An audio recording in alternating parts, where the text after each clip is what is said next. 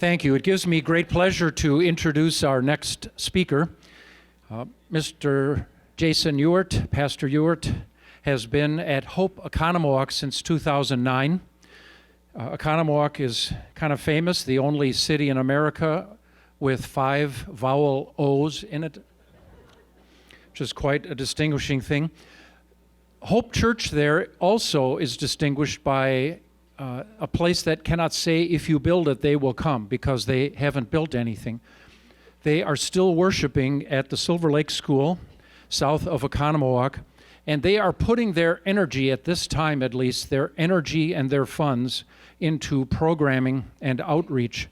And in spite of the fact that they do not have a building to call their own, they're still in rented facilities.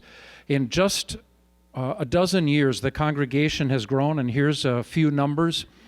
For you, the number 305 is the number of members that they have, adult members, or total members, 229 communicants. But each week in worship attendance, 355. I wonder how many of you have more in worship than on a week than in your entire congregational roster. 65 children in Sunday school, 180 people a week in adult Bible study. And the most exciting number for me is the number 30, and that is the number of adult confirmations that Jason and his team had last year. I think that is extraordinary. To me, in my tribe, which I will not tell you because I'm ashamed of admitting it in this particular context, you'll have to guess. In my particular tribe, there are somewhere in the neighborhood of 50 to 60% of the congregations that have 0 or 1 adult confirmations. That is why I believe so passionately in the concept of change or die, and I'm glad we haven't killed the name of this conference yet, because having 0 or 1 adult confirmations means those organizations are not doing outreach and they're on their way to extinction. Anybody who was able to gather 30 new adults via confirmation, this is not poaching other Lutheran congregations and gathering up their disaffected migrants. This is connecting with new people who are learning about Jesus through their ministries. And I would like to introduce to you now with a great story called The Same Page Advantage, Pastor Jason Ewart. Give it up for him, would you?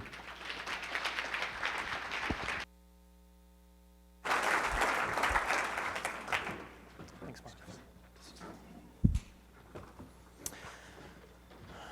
So why is it that you can have 2 churches of the same denomination in the same community or very similar communities, and one of these churches is thriving and the other is floundering?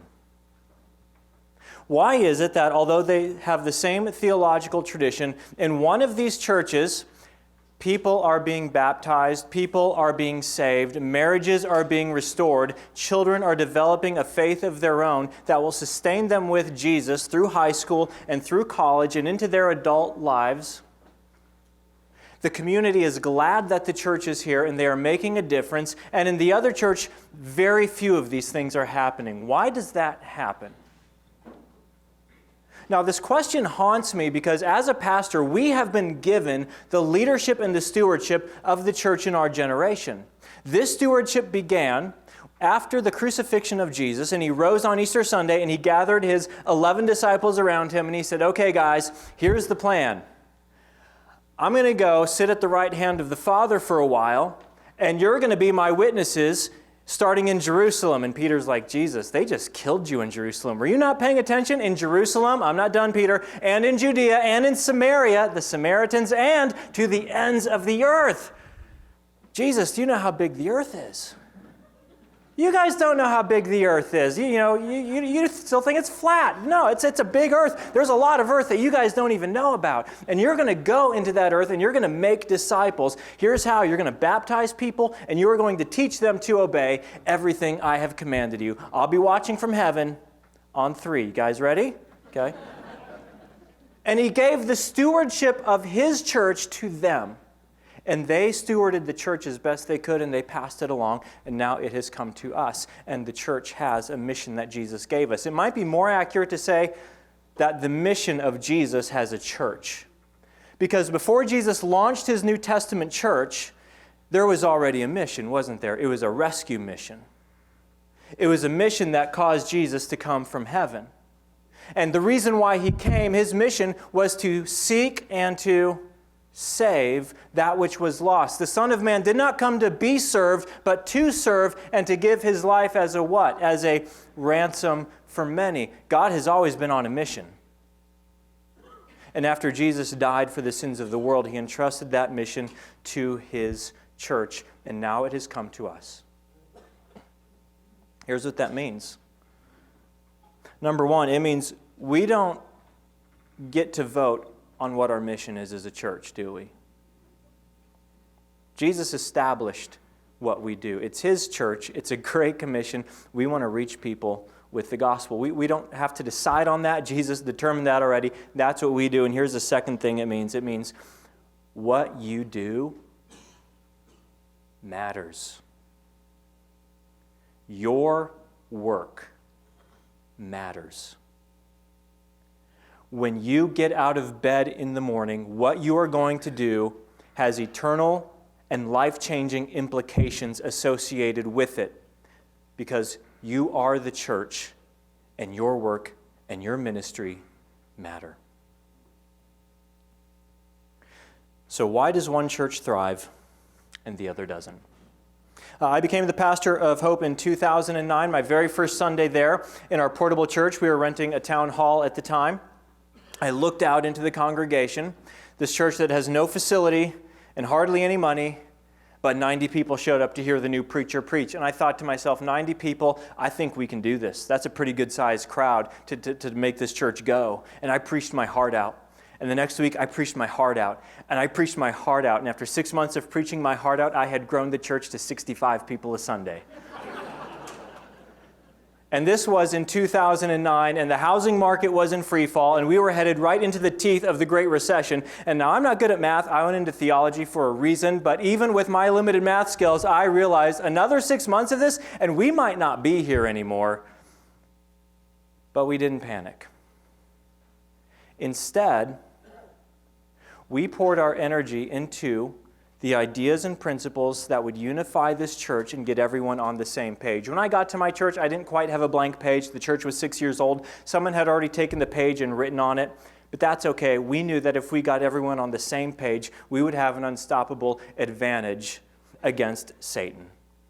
And the reason why I say that is very few of you in the room have a blank page when it comes to your ministry. Some of you, in fact, you're in who's in a church that's 100 years old or more?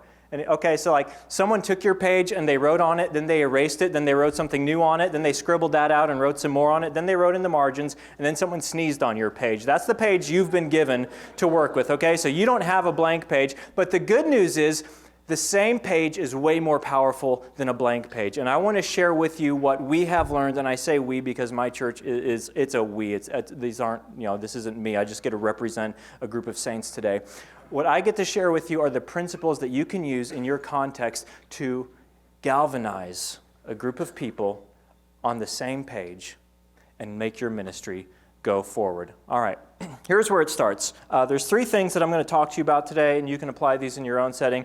They are a compelling vision, a clear strategy, and a cultural commitment to attention. In your packet, there's a handout in case you like to fill in the blanks, fill in notes, and that way you can have something to doodle on in case this gets boring. The first thing you need to get everyone on your church on the same page is a compelling vision. Letter A, a compelling vision. Your church owns a razor-thin slice of the Great Commission pie. Your church is not the end-all, be-all of the Great Commission. You probably notice that. I chuckle whenever I see church mission statements that say, our mission is to reach out to all people with the good news, just goes on and on. And I'm like, really?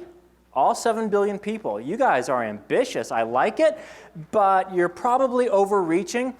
It's not your ministry's responsibility to execute the Great Commission. Your ministry owns a razor-thin slice of the Great Commission pie, and all the churches and all the ministries and all the Christians around the planet collectively are the ones who carry out the Great Commission. So what's your church's razor-thin slice of the Great Commission pie? Why was your ministry started? How does it exist? How does it fit the gaps in the kingdom of God that aren't being done in your community or in our world today? Letter B, vision is a picture of what your church could be and should be. It's a vision of what your church could be and should be. When you look at what is in your future, and we call it vision because it's looking forward, this is out your windshield as you're driving your whole church towards this destination. What could be in your future that has Jesus and His heart right at the center of it? What could be in your future that has the Great Commission right at the center of it? And what should be? We've spoken today about what breaks your heart. What should be in your community? What should be in our world because of Jesus and His gospel and His church, which is on this mission? Vision is your church's picture of what could be and what should be. Letter C, vision inspires both followers and leaders. Vision inspires both followers and leaders. Here's why this is important. Jesus has more ministry for your church to do than you and your paid staff can get done. And that's why He did not turn ministry over to church staff, did He? Who did He turn ministry over to? The whole church. And our job is to equip God's people for works of service so that the body of Christ may be built up. Which means if you are going to build up the body of Christ and mobilize them and direct them towards ministry, it means you need to capture the imagination and attention in this very distracted digital age of all the saints, and you need to inspire both followers and leaders. Some of us have leadership skills, some of us don't. That's fine. We're all made by God for a specific role in the church and in the kingdom.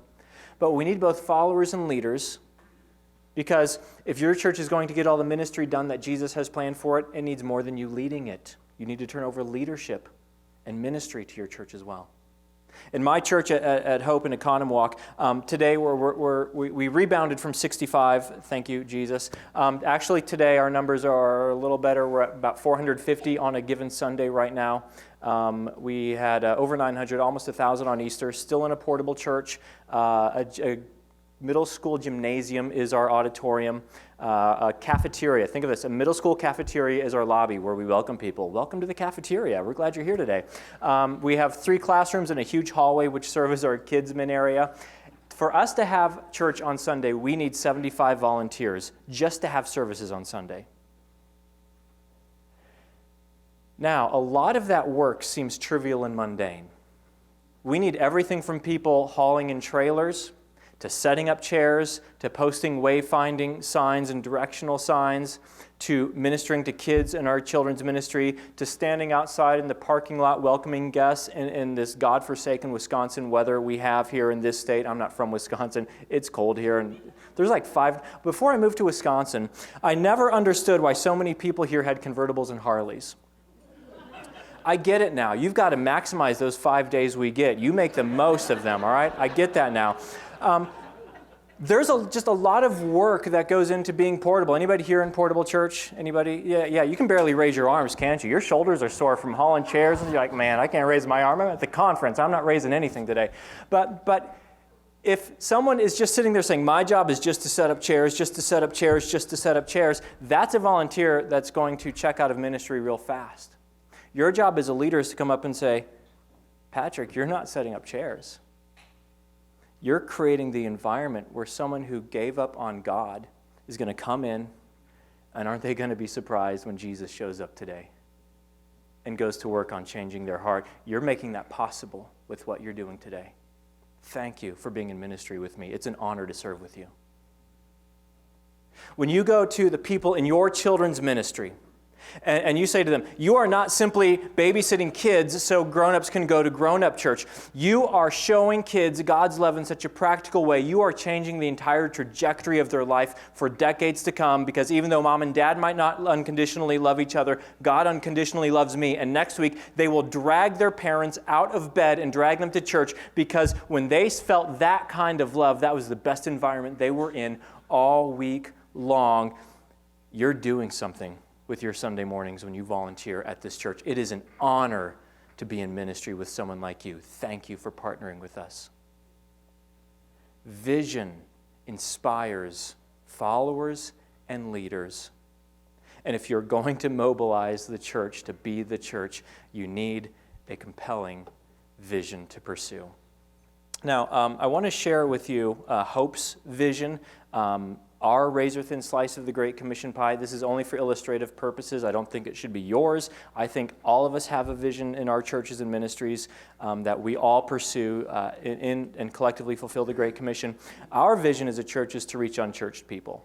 That's our razor-thin slice of the Great Commission pie. People who don't go to church, who never went to church, who used to go but got hurt by the church or bumped out of the church. For whatever reason, they are far away from the body of Jesus and they gave up on the church. Perfect. That's our target. That's who we're going after as a church. Which means that 14 years ago, a group of 30 people, including children, met in a basement. And they met to have a meeting about starting a new church. And it wasn't because our community just needed another church. They had to drive past 3 or 4 or 5 churches to get to the meeting about starting a new church. But what they believed and the vision they had was that our community needed a church that was there to reach unchurched people. Not reach them so we have a big church on Sunday, but to reach them so that they could get into the presence of Jesus, so that God can change their eternal destination, and then God can go to work changing their hearts so that their lives will be different, their marriages will be different, the way they live and have light in the world will be different. We want God to see their eternities change and their lives change. And we said, we want to reach them. And that's why this church was started. And they decided to give more money than they ever gave because they had no synod or denomination supporting them. And they volunteered more hours than they had ever volunteered. And they went for it. This compelling vision that was there is the reason why I'm the pastor at my church today. I wasn't the first pastor. I'm the second pastor there. Before I became the pastor of my church, I was an associate pastor out west in Boise, Idaho. Now, you guys in church world know this. The best job in church world is being the associate pastor. Because you get to do all the things that a real pastor does, but whenever a member is really upset about something, you just say, well, golly, that's right. Did you tell the senior pastor yet? His office is in the corner over there. I think he needs to hear about this, right? So you get to do all the real ministry stuff, but you don't have any of the real responsibility of it. I was at a church I loved, with people I loved, with a staff I loved, and in a community I loved. Boise's awesome. I miss it. My wife and I, we love the community. I even started cheering for a college football team that plays on a blue turf. That's how much we love Boise. But then this church calls me out of the blue when I wasn't wanting to move anywhere. And they said, well, our church was started because we need to reach unchurched people. And you know what that vision did in my heart and in my mind? It made me say, that's exactly the kind of church I want to spend my life pastoring and leading and serving. Vision draws followers and leaders. Vision is powerful. And if your church is going to get on the same page, it begins with establishing a compelling vision. Why was your church started? Why does it exist today? What's your razor-thin slice of the Great Commission pie? Now, a compelling vision is critical, and it's the most important thing, except that it isn't. A vision is only a daydream. A vision is only a wish unless it is coupled with a clear strategy. Now, let me explain what I mean. In my own personal life, I have a vision for my life, and my vision includes me driving on the German Autobahn at 200 miles an hour. Can anybody else see and feel the passion of my vision? You say, this should be, this could be, this is a compelling vision, right? You know what I'm talking about. Here's the problem. My current automotive strategy is to drive a 20-year-old Honda Civic. Now, it doesn't matter how compelling my Autobahn vision is, my strategy of driving a 20-year-old Honda isn't going to get me to that vision, okay? It just won't.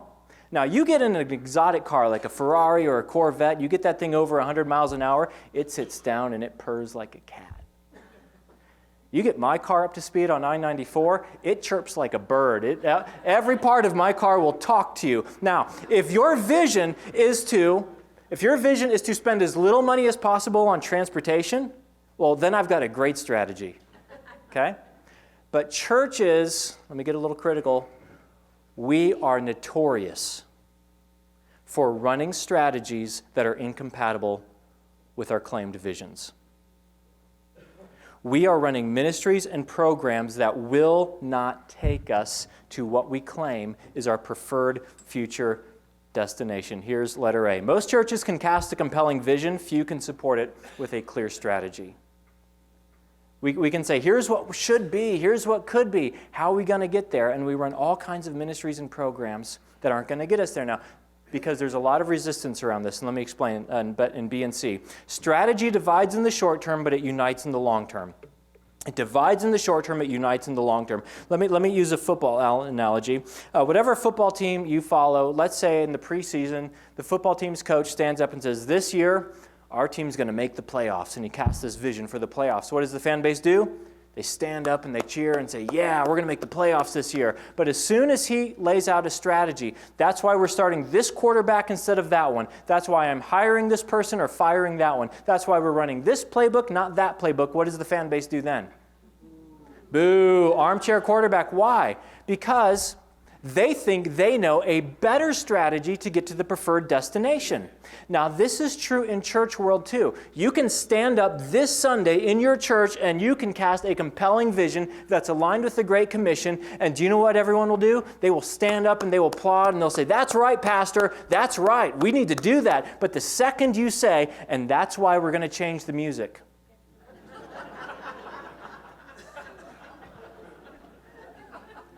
Okay? So some of you are in a church where someone cast a compelling vision for making the Lord's house beautiful, and everyone said, that's right, the Lord's house needs to be beautiful. And so they said, so we're going to change the carpet.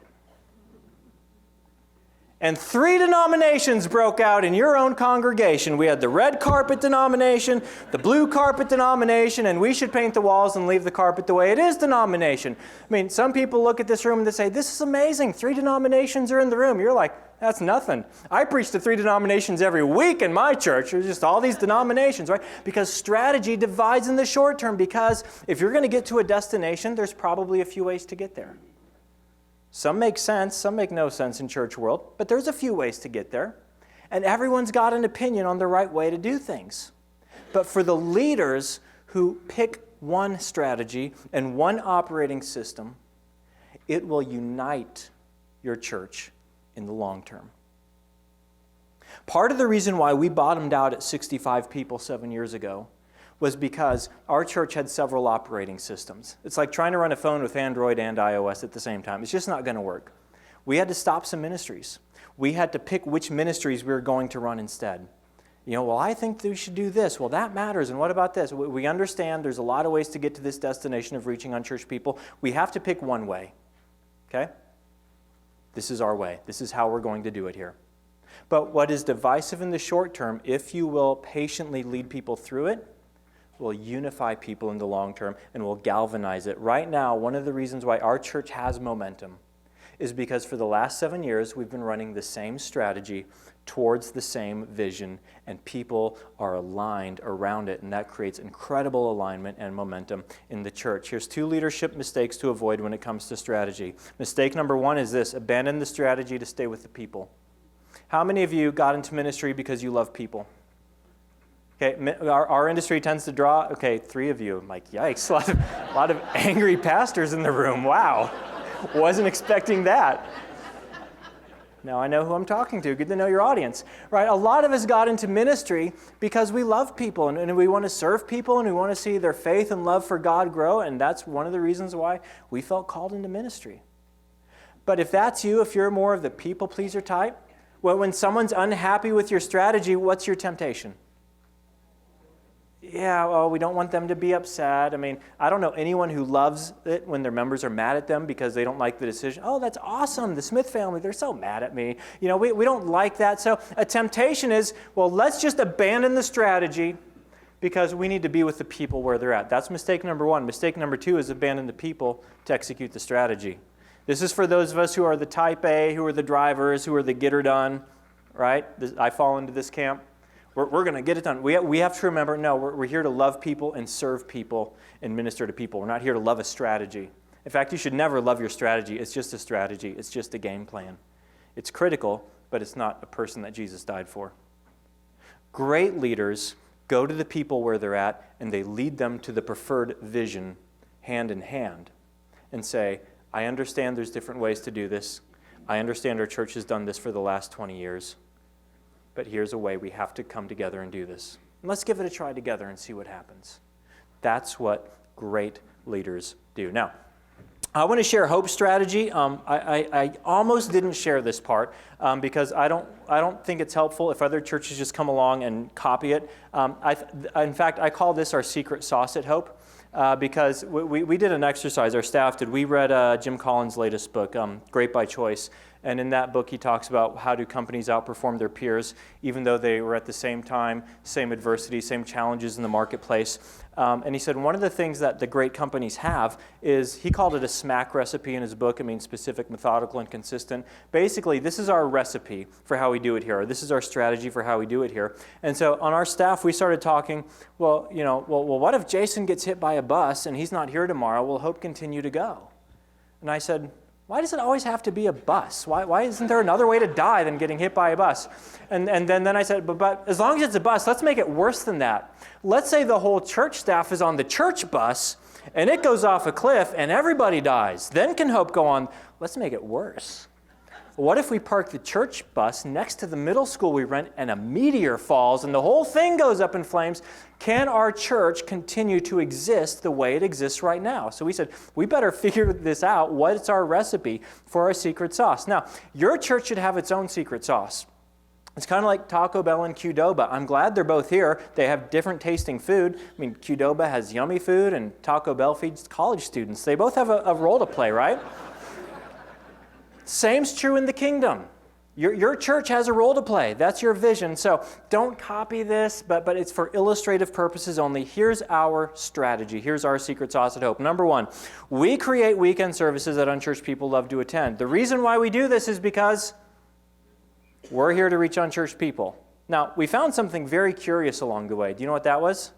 Turns out a lot of Christians really enjoy church services that unchurched people love to attend because they can bring their friends. And they're not going to be embarrassed or worried about what's going to happen at the service. Some people say, well, does that mean you have to change your content? No. It just means you're really sensitive to the approach you take. I mean, just like Jesus was. Jesus didn't water down what he had to say, but he was always aware of his audience. The Apostle Paul was brilliant at this. When he went to the synagogue, he spoke one way. When he's at the Areopagus with philosophers, he quotes Greek poets to them.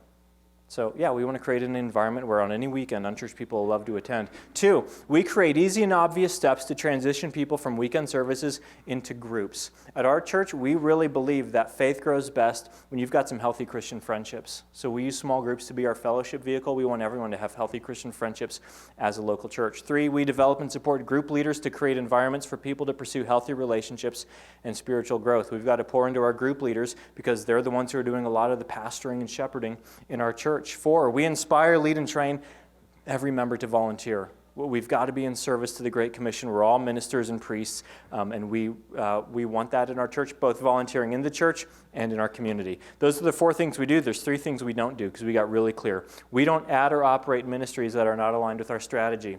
Here's why we put that in. There are 1,000 ministries your church could pursue. And every one of them will meet a need. But if you do all 1,000 of them, I guarantee none of them will have any impact and no one will be served or helped. So, all right, we've got our strategy. It's not the right strategy. It's just ours. This is what we're going to do. Number 6, we don't add or operate ministries that compete with existing ministries or charities. Our church is not going to open a food pantry. Do you know why?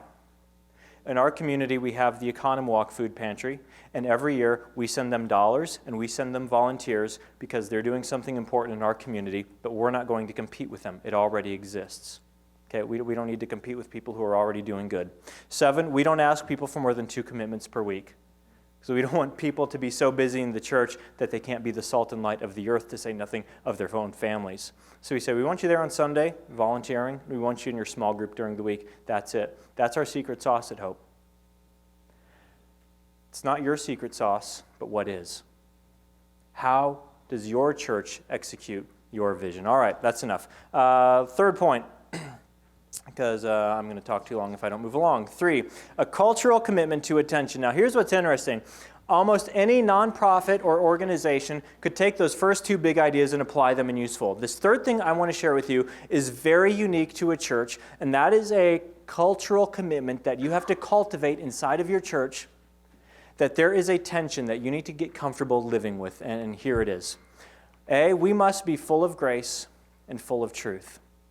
We as the church must create environments in our church that are full of grace, God's radical love for sinners, God's love that we cannot screw up by our behavior and we cannot earn more of by our behavior, because this is the nature of who God is, full of grace and full of truth. Where did we get that idea from? John's Christmas story. John said, "We have seen his glory, the glory of the one and only, who came from the Father, full of grace and truth. For the law was given through Moses, grace and truth came through Jesus Christ." In fact, as you read about Jesus and his ministry, you learn two things, letters B and C. Jesus never dumbed down the truth, and Jesus never turned down the grace. Jesus never dumbed down the truth. You read the Sermon on the Mount. Over and over, Jesus says, "You have heard it said, but I tell you." 6 times, "You have heard it said, but I tell you." "You have heard it said, do not commit adultery, but I tell you, anyone who looks at a woman lustfully has already committed adultery with her in his heart. You have heard it said, love your neighbor and hate your enemy, but I tell you, love your enemy and pray for those who persecute you." Jesus took the standard of God's truth and he held it up so high. He did not dumb it down. He held it up so high that all the people listening to Jesus when he talked about truth said, "Well, if that's the case, it's over for us." And Jesus said, "Exactly." And then he went and he gave his life for all the people for whom it was over.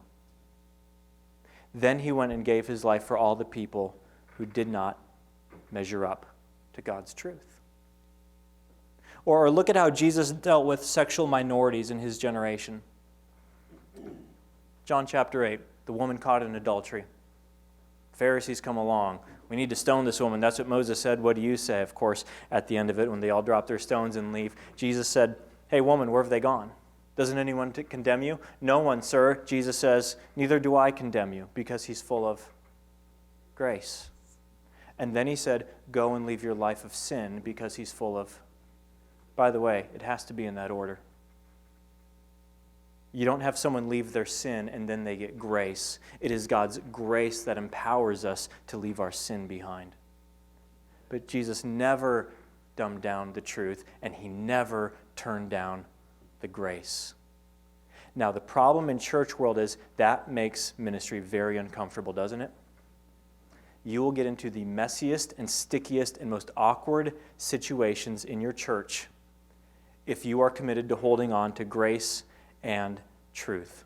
So here's what we do, because we hate the tension that results from this. All of us are tempted one way or the other, sometimes both ways.